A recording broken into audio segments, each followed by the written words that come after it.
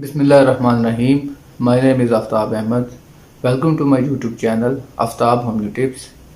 दोस्तों, आज की वीडियो में हम बात करेंगे बैक पेन के बारे में। बहुत से लोग तकरीबन अपनी ज़िंदगी के किसी न किसी हिस्से में इस दर्द में मुब्तला रहते हैं।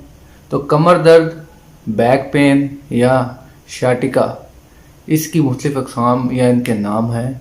इनके बारे में हम जानेंगे आज की वीडियो में कि इनके क्या काजेज़ हैं, क्या सिम्टम है और इसके लिए होम्योपैथिक में कौन कौन सी दवाएं यूज़ होती हैं। तो दोस्तों, शुरू करते हैं।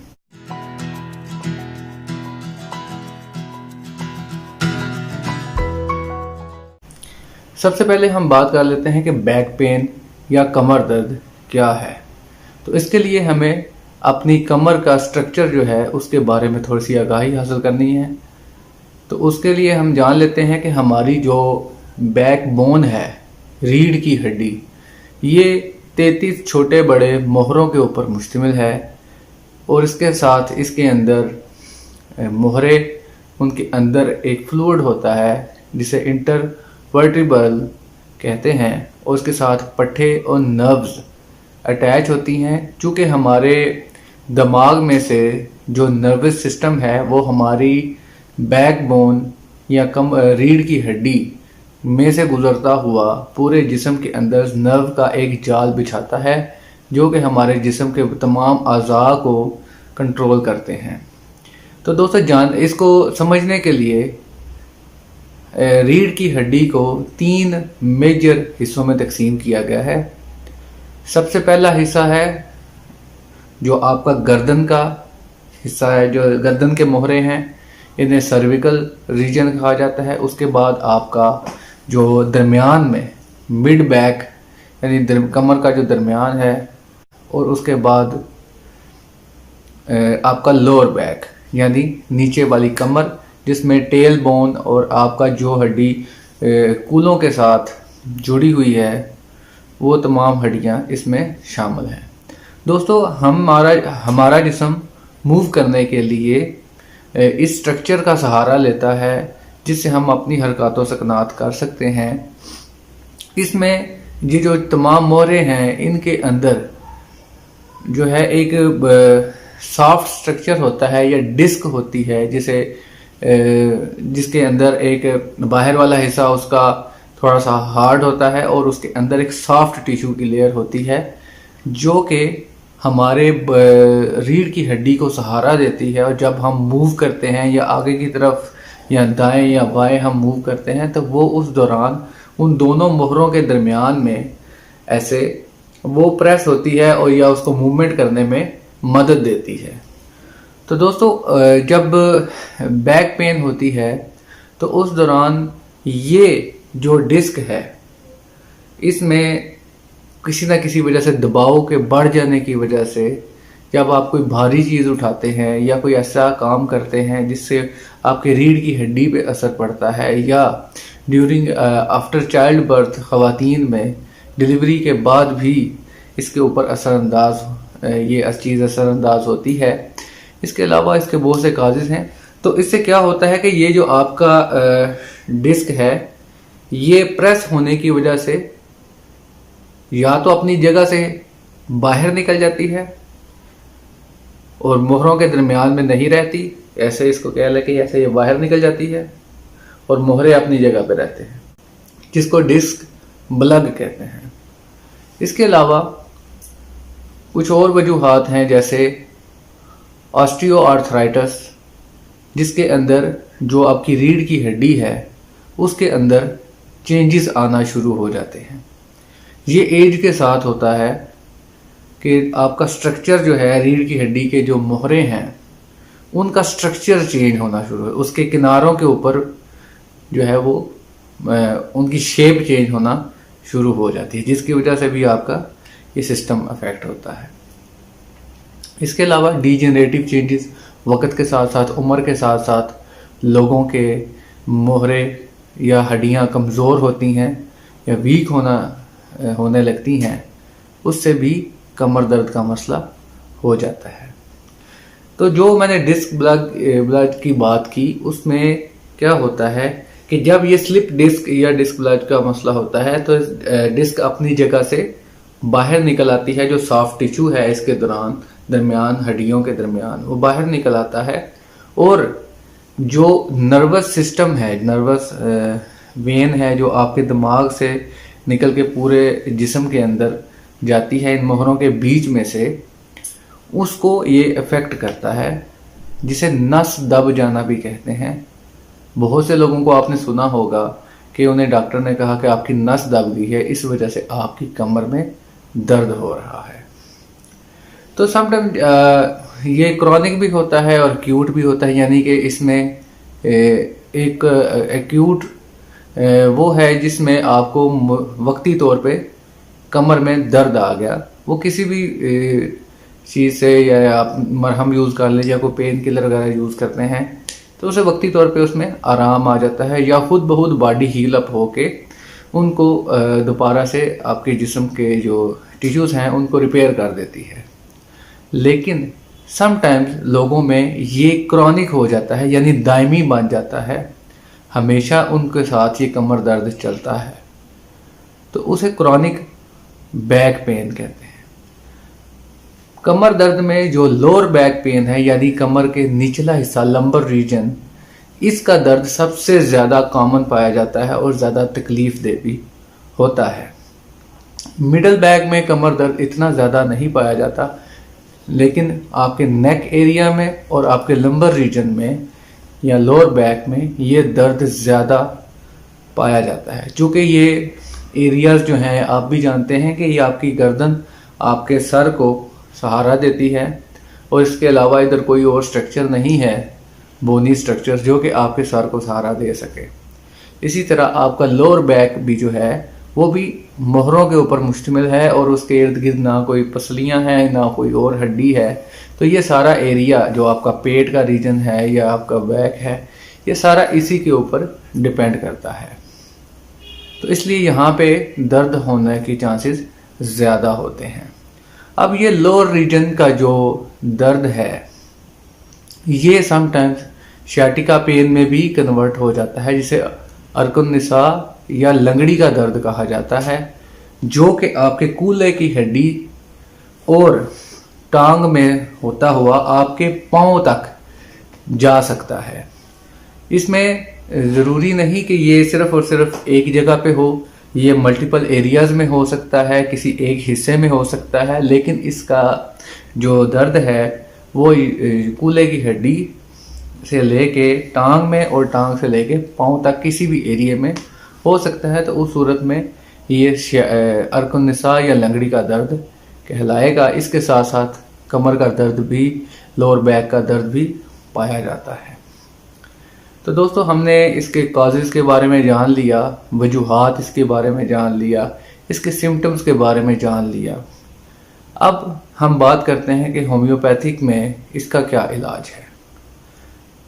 दोस्तों बैक पेन में जैसे मैंने पहले बताया कि अगर ये एक्यूट है, यानी मुज़म्मन है, हाद है और तकलीफ अभी नहीं है, तो उस सूरत में तो ये थोड़े से इलाज मुआलजे से ठीक हो सकती है।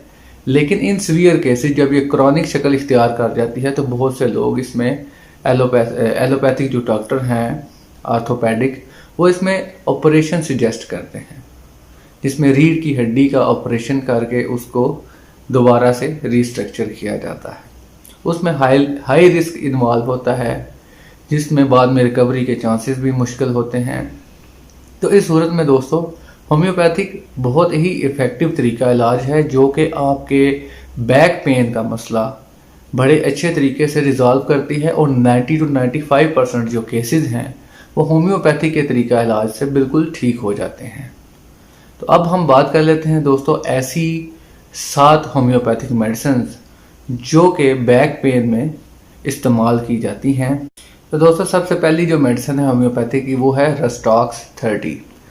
रस्टॉक्स 30 बैक पेन की एक बहुत ही इफ़ेक्टिव होम्योपैथिक मेडिसिन है। जब कभी भी बैक पेन होगा तो रस्टॉक्स का नाम ज़रूर आएगा, लेकिन इसकी ख़ास अलामत ये है कि इसमें हरकत करने से तकलीफ़ जो है वो आपको पहली जो मोशन है उससे आपकी तकलीफ़ होती है, और उसके बाद यूं ही आप चलना स्टार्ट करते हैं तो आपकी तकलीफ़ कम होना शुरू होती है। तो ये इसकी ख़ास अलामत है।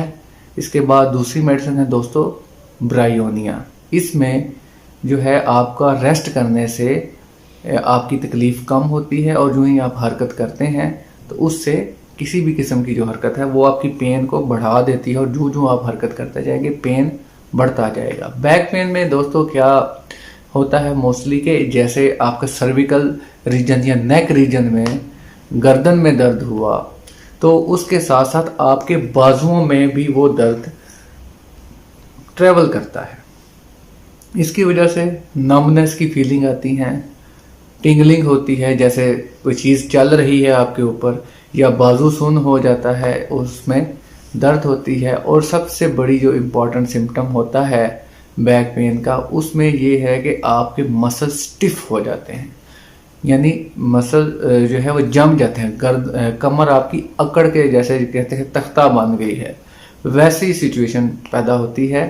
तो जो आपके इसकी तरह आपके बैक पेन में जब लोअर बैक में भी दर्द होगा तो लोअर बैक के मसल आपके अकड़ जाएंगे, और उसकी वजह से आपकी टांगों में नमनेस का एहसास होगा, सुन होने का एहसास होगा, और इसके साथ ये दर्द आपके पाँव की एड़ियों तक भी जा सकता है, जिसे अर्कुन्निसा कहते हैं। तो दोस्तों अब हम बात कर लेते हैं कि जो होम्योपैथिक मेडिसिन मैंने आपको बताई, इसके बाद नेक्स्ट होम्योपैथिक मेडिसिन है रूटा। ये भी दोस्तों कमर दर्द की एक बहुत ही अच्छी मेडिसिन है। इसको भी 30 पोटेंसी में हमने लेना है, और ये हड्डियों का जहाँ पे भी स्ट्रक्चर प्रॉब्लम होगी, जहाँ पे भी आपको बोन्स पर की प्रॉब्लम होगी, हड्डी का बढ़ जाना, अपनी शक्ल चेंज कर जाना, या उनमें जोड़ों के दरमियान जहाँ भी छोटे जोड़ होंगे वहाँ पे जिस्म में रूटा बहुत ही अच्छा काम करती है। इसके बाद दोस्तों नेक्स्ट मेडिसिन है नफाइलम। नफाइलम 200 पोटेंसी में हमने लेनी है, और ये दोस्तों शियाटिका की सबसे टॉप ग्रेडेड मेडिसिन है। जिन लोगों को शियाटिका पेन है उनके लिए आर्निका 200, नफाइलम 200 और उसके साथ रस्टॉक्स 200, ये तीनों दवाएं हमने मिक्स करके 5 ड्रॉप्स सुबह शाम यूज़ करवाने हैं। तो शियाटिका का पेन हफ्ता 10 दिन और मैक्सिमम 15 दिनों में बिल्कुल ठीक हो जाता है। इसके बाद दोस्तों नेक्स्ट मेडिसिन है एस्कुलस हिप। एस्कुलस हिप में दोस्तों क्या होता है कि जो लोग बैठ के या लेटे हुए हैं तो उधर से खड़े होने में उनको उस वक्त शदीद दर्द का एहसास होता है। सिटिंग से स्टैंडिंग पोजीशन के दरमियान उनको दर्द का एहसास होता है लोअर बैक में। इसके साथ साथ दोस्तों ये एस्कुलस हिप, जैसे कि मैं पहली वीडियोस में भी बता चुका हूँ कि ये पाइल्स या हेमोराइड्स या बवासीर में भी जो लोग हैं जिनको मसला है उनके लिए भी बहुत अच्छी मेडिसिन है, क्योंकि इसके साथ साथ कॉन्स्टिपेशन और बैक पेन की प्रॉब्लम पाई जाती है। नेक्स्ट मेडिसिन है दोस्तों हैप्रिकम। हैप्रिकम भी लोअर बैक की बहुत अच्छी मेडिसिन है। अगर आपको मिडल बैक या लोअर बैक में स्टिफनेस की प्रॉब्लम है और मसल सोरनेस की प्रॉब्लम है, और या आपको मसल्स स्ट्रेच करते हुए, वज़न उठाते हुए, जिम में जाते हुए इस वजह से तकलीफ़ हुई है, तो उससे आपको निजात दिलाने के लिए हैप्रिकम बहुत अच्छा काम करती है। इसमें स्टिंगिंग पेन्स होती हैं, इलेक्ट्रिक शॉक्स की तरह के, जैसे करंट लगने जैसा दर्द पाया जाता है। तो ये थी दोस्तों होम्योपैथिक मेडिसिन। जैसे अब हम बात कर लेते हैं, जैसे आपका अपर रीजन है नेक और बाजू, जो सर्विकल रीजन है, इसके लिए कौन सी मेडिसिन अच्छा काम करती हैं। उसके लिए दोस्तों सिम्सीफ्यूगा 200 और मैग्नम फास्ट 200, ये दोनों बहुत अच्छी होम्योपैथिक मेडिसिन है। आपकी नेक रीजन का जो बैक पेन है उसके लिए, और जिसका दर्द बाजुओं में जाता है और नमनेस का एहसास होता है। और लोअर बैक के लिए, अगर सिर्फ आपको लोअर बैक में दर्द है जो आगे टांगों में नहीं जाता, तो उसके लिए दोस्तों एस्कुलस हिप 200, आर्निका 200 और मैग्नम फास्ट 200 का इस्तेमाल करेंगे। इसके साथ अगर आपको शियाटिका पेन है, अगर आपका दर्द टांगों में जा रहा है जो कि नीचे पाँव के तलवों तक उसका एहसास है, तो उसके लिए दोस्तों आर्निका 200, नफाइलम 200 और रस्टॉक्स 200 का इस्तेमाल करेंगे। इन तीनों दवाओं को हमने मिक्स करके 5-5 कतरे सुबह दोपहर शाम 1/4 कप पानी में डाल के इस्तेमाल करना है। तो दोस्तों इससे आपका ये दर्द बिल्कुल ठीक हो जाएगा। उम्मीद करता हूँ आज की वीडियो आपको पसंद आएगी।